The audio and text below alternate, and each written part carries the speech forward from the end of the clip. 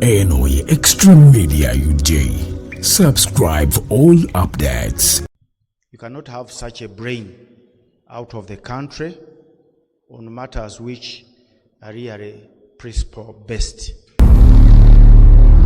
I'm not saying, Your Excellency, that you're a prisoner. I don't want you to discard your principled position, but we are orphans. We need you here. We cannot talk. We cannot be protected without Your Excellency coming back to the country. If it is that okay with you, I will pursue that line and you'll be back as a free man because you took a position which is legally acceptable. You are watching Extreme Media UG. Subscribe for all the updates. The executive of the Uganda Law Society, Honorable Ebaju, who is now the whip of FDC, gentlemen panelists, ladies and gentlemen, thank you very much for this opportunity. I don't take it for granted. When I got a call, I was supposed to just attend and listen, but the lady who called me said, if you have a few remarks, kindly please come, we'll give you an opportunity and a slot. So I'm not taking it for granted because so many people out there would like to come and address the legal fraternity. I'm also privileged to be talking to my student, and I don't want to say smartest, the rest will feel bad. Our president, wherever you are, I salute you. I really respect you for your stand and position. I've tried to talk, maybe let me say it for the press. I've tried to talk to the executive about your issue. And in a minute, allow me to say it, that we feel like we are orphans. You cannot have such a brain out of the country on matters which are really principle based. I don't think they are really personal. He has a stance. He was my student, but I used to consult him on so many matters of human rights, and he should not die a hero outside his own country. In law, I've realized if you have no instructions, you cannot talk on behalf of a client specifically before courts of law. So I have no such instructions. But I really want to request, because I've even contacted a few members here, to talk to the president. You come back, you have a very big fault in the fraternity. Whatever comes up, definitely, many people, including myself, stand by your positions, but you want you here. And you are not in the category which have agreed almost with the executive. I have a list here of called political prisoners. The president calls them criminals, and virtually over 120 will be released soon if it is not for the blockage, the roadblocks created by their respective parties and their lawyers. So I request the lawyers to exercise the law as per the Constitution without undue, without those technicalities of instruction, because the prisoner has no access to legal services. And if you volunteer, you should do it really without coming up with the technicalities. For example, telling the government that they should apologize for imprisoning you because you are innocent. I think that's not fair. The president is saying, okay, these are young men who were misled. Let them just come and say we were misled, and that is it. Because he cannot exercise the prerogative of mercy without admission.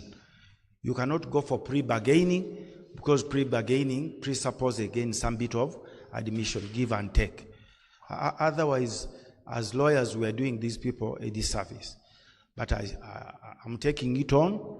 Even yesterday, I had a meeting with the executive, and close to 80 people are going to be released from the various prisons. I'm not saying, Your Excellency, that you're a prisoner.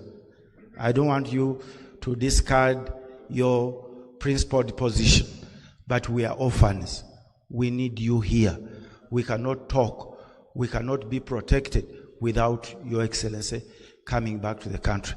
If it is okay with you, I will pursue that line and you'll be back as a free man, because you took a position which is legally acceptable, but maybe politically not acceptable. I think I leave that note. Just understand me. Okay, ladies and gentlemen, when I came in, I came to address a club of lawyers, and I know we have the Constitution. Under the Constitution, summary, there are so many articles. When you look at this Constitution, it's crafted by one gentleman I know, the late Dr. Kidu, who was my friend, not just a friend, but I respected him. He taught me 3 major courses introducing law. I was the best student. He also taught me domestic relations. I was also the best student. He taught me jurisprudence. I got, I think, the best mark ever up to now. He also supervised my dissertation. I was also the best student.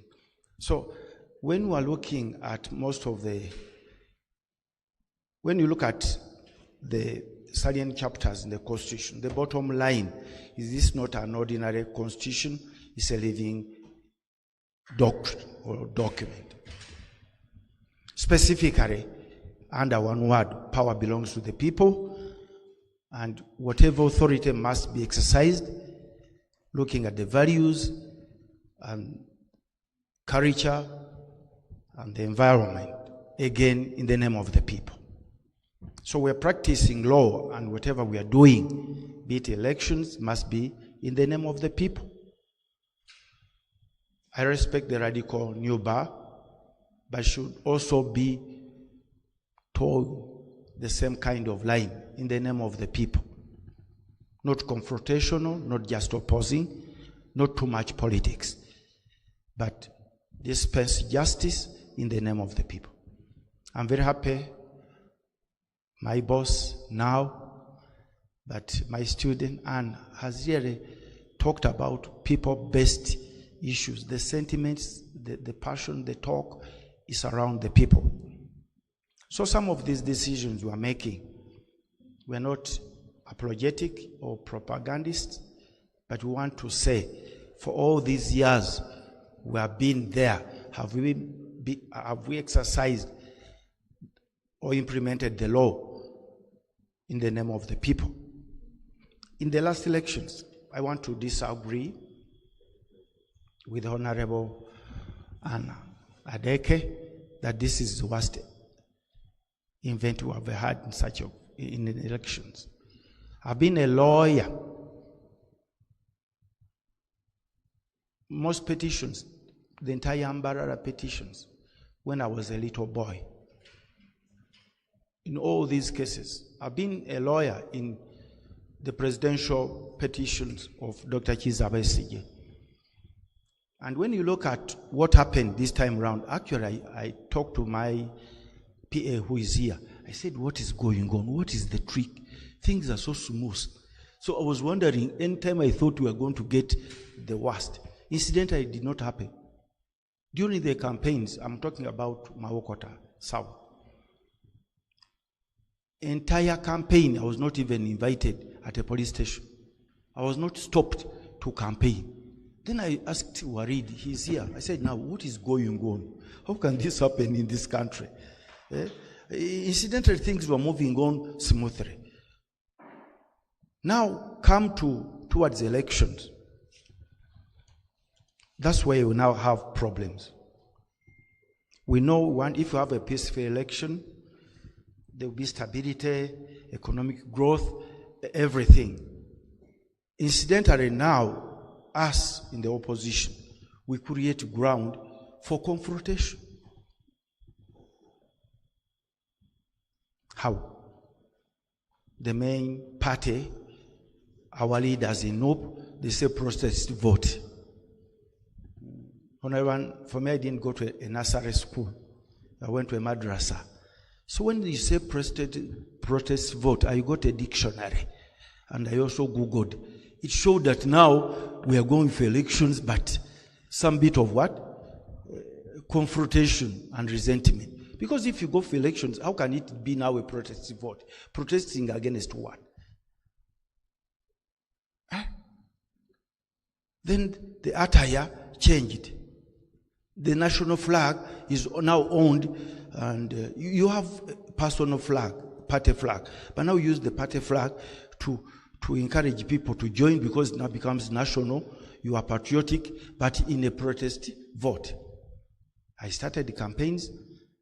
I know before campaign nomination, I had got a spine injury. I go for surgery. When I get back, I find now the tone has changed a bit. If you don't have a gari, you know garis, young men, vigilantes with machetes, with stones. Wherever you go to Ferrari, you must have 40 people to protect you, to talk to your people. I said, this gari thing. I also recruited a gari of 40 and another one of 30. So instead I had 100 youth I had to pay in the evening, but I didn't have marching orders and briefs because it was a military. So I became hostage. So I took the one, don't talk. Now they were, the manifesto was useless. So when you go there and an orderly says, but sir, when you came here, you promised a hospital. Now, then they would just abandon. When FDC is fighting PFF, PFF is fighting FDC. They're almost on the same side of the aisle. Now, at that moment, can you blame the executive? Because you have electoral commission, you have DPCs, you have never reported. So some of these incidents, malpractice and simple electoral offenses cannot annul an election. Now, when you go to voting, leave alone the radicalization now. When you go to voting, I'm talking about my party, FDC. Apart from my constituency, where I had agents, the rest of most of the parts in the country, about Soroti, we had no agents. FDC had no Tare Center, National Tare Center. Now you say elections were rigged in the countryside. Based on what? For me, my constituency in Nigeria, 2 constituencies, one constituency did not have even what? An agent. Even where I got an agent, my presidential candidate, the highest number of votes he scored at a polling station were 20. So I don't know, I said I went to a madrasa, but those who went through the law school, you had a sample when you are doing research.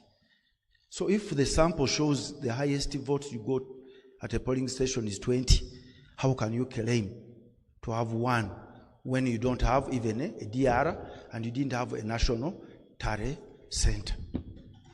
You call and invite a press conference, does not go through the working committee, does not go through NEC to come up with an electoral report. And you say, in Imbale, we were rigged. So you cannot cause that kind of excitement and anxiety in society.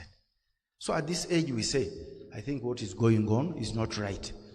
We must be creating a harmonious position, because the purpose of the election is basically to ensure that the voice of the people is heard.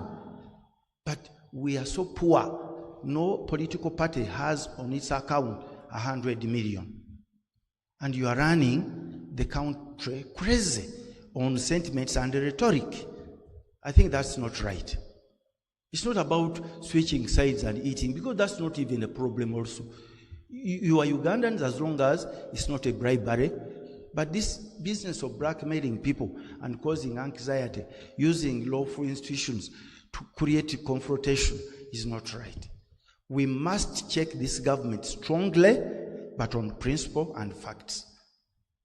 If we fail to do that, we get a very big problem. Then we also got a problem of cult. A cult where you cannot question the activities of a leader.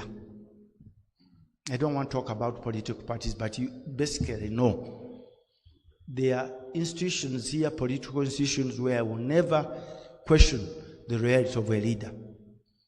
The systems are not working. You can lobby when you have organs, but can you really allow a political party without a registered constitution even to field a candidate? I think that's our role. All these political parties must be subjected to a law society review, because we are the eyes of the nation when it comes to the rule of law. All these parties, most of these parties are not supposed to be parties. You can have your club at home.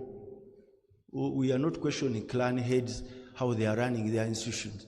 But even clan heads have koti ya chisekwa at least. But can you run a party without a registered constitution?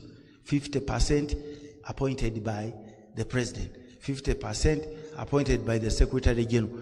And then the people who are just looking for jobs, they just say, hey, you talk about it, they say this one has to go.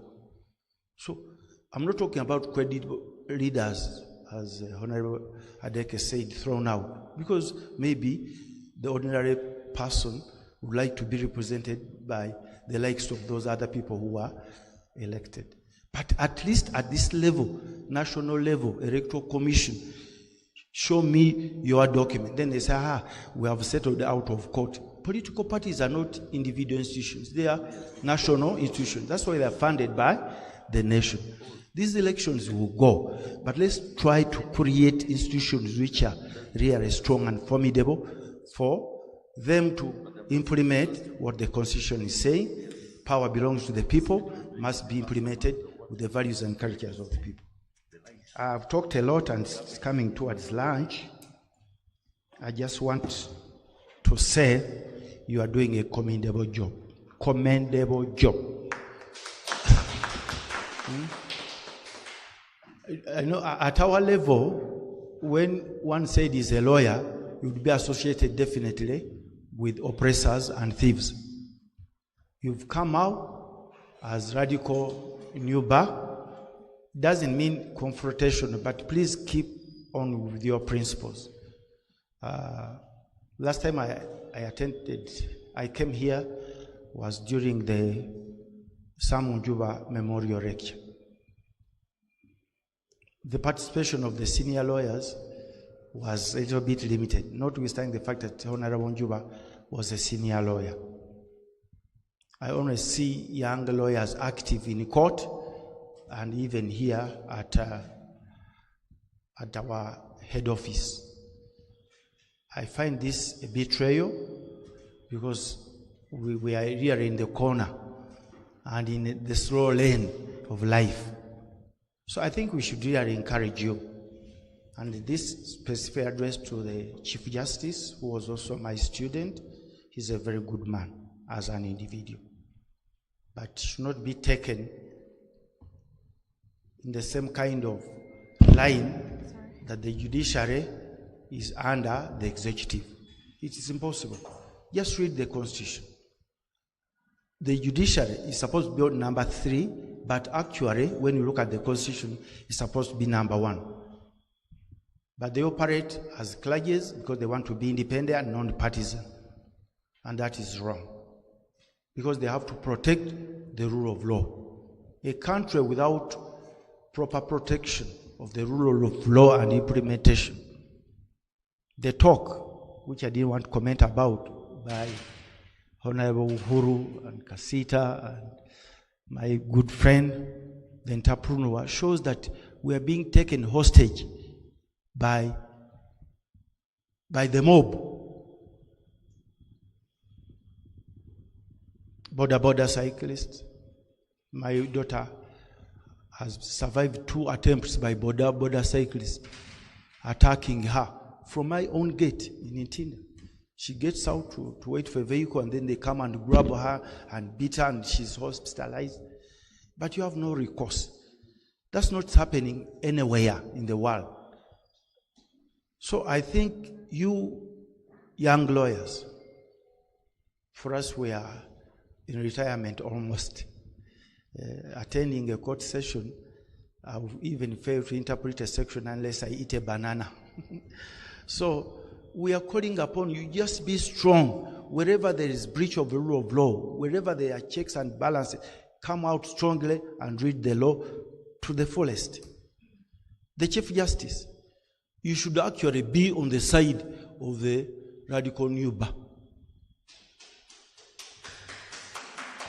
You should, because first of all, your background is in these people. Two, we all bow and you know, wherever, even if it's just a magistrate, that kind of culture should really continue to protect the voiceless. Without the legal profession, and I must shout out, without the cooperation of the judiciary, you cannot talk about what you are talking about, that to protect these vendors, because they have no capacity at all to read the law or even to hire a lawyer. So when you intimidate the people who are protecting the voiceless, you are killing the nation. Thank you very much for this invite. I'm always available. I may not be a good lawyer, but at least the age gives me that bit of historical memory to share with you. When you come to Mawokota, you will not see me again as a politician, because politics is also not an easy game. However, I can serve in another political capacity, but not elective politics. Thank you very much. Abalungi abatuuliriza era abatulaba olunaku olwaleero tuchaddeko ewa Sheikh Asiraf Dembe. Sebo sanyusa okubalaba amannya agange ye Sheikh Asiraf Dembe akola ku bizibu by'enjawulo. Omuntu singa aba alina ebirwadde musomereddwa tunywa amazzi ga lukuya nga bw'obadde ogalaba, tugenda abantu ku kyoto ne twokya emizimu emibi egibabaamu n'okulombeddwa. Abantu singa abeera ng'ali wano atuuse sobola okumulombera edduwa, ne waba atatuuse nga mpadde amannya ge naye ng'ali wala. Neetaase enamba yange yeno eri 0707363711. Namwe bannyinaffe abali ebweru oyagala okuba nti oyagala okulombera ku dduwa ng'olina ebizibu, viza zibuze, amaka gakolongotana, sente zikola zimpita mu ngalo, ojja kumpeereza ekifaananyi kyo n'amannya go, ebyo byokka bijja kummala, nja kukulombera edduwa, ojja kutereera. Olunaku olusembayo mu mwezi mba n'edduwa eyawamu ffenna n'abalwadde bange abakadde n'abapya. Salaamu alaikum warahmatullahi wabarakatuh.